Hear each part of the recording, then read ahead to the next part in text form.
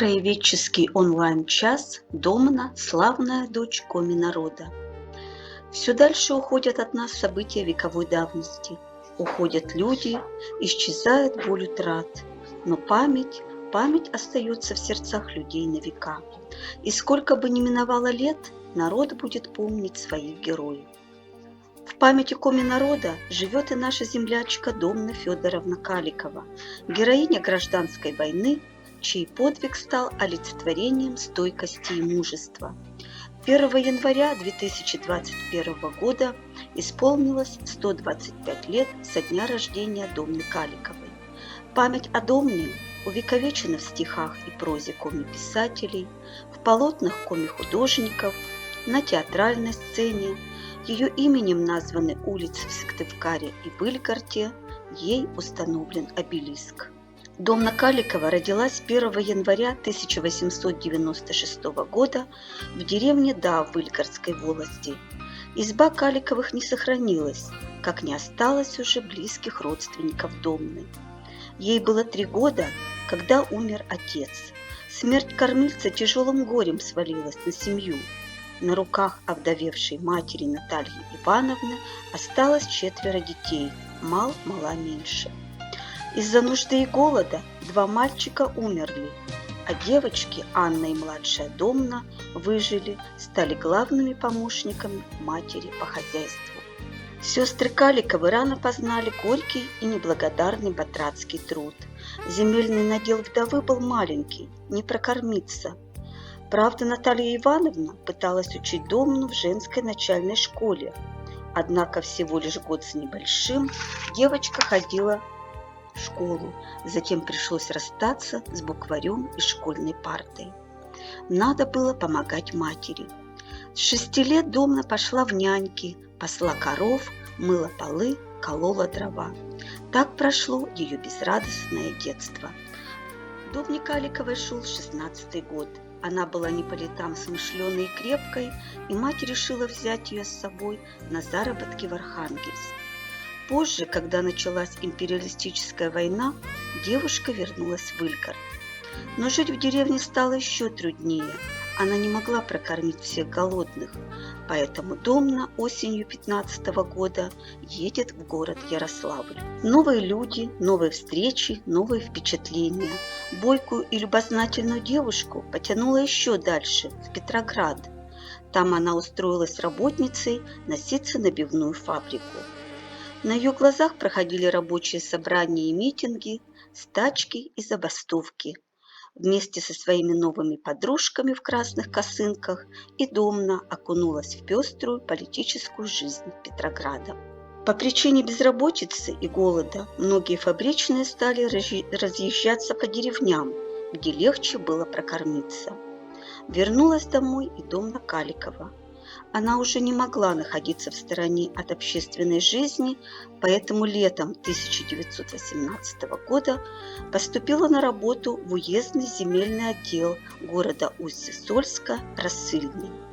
В октябре 19 года, спустя год, перед нашествием частей белогвардейцев в Коми-край, уездный комитет партии объявил партийную неделю. Домна в числе других молодых людей вступает в партию большевиков. В партизанском отряде Домна мужественно переносила все тяготы походной жизни, не раз ходила в разведку и приносила важные сведения о противнике. Ваня-разведчик, так называли ее в отряде, так как она была одета в мужскую форму.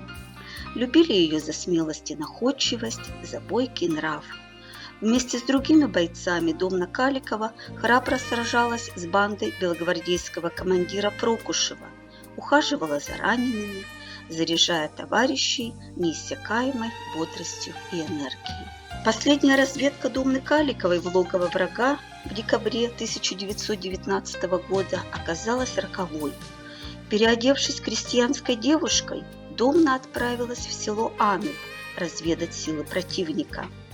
У нее было задание добраться до Усть-Кулома, где размещался штаб белых во главе с кровавым палачом коми-народа эсером Степаном Латкиным.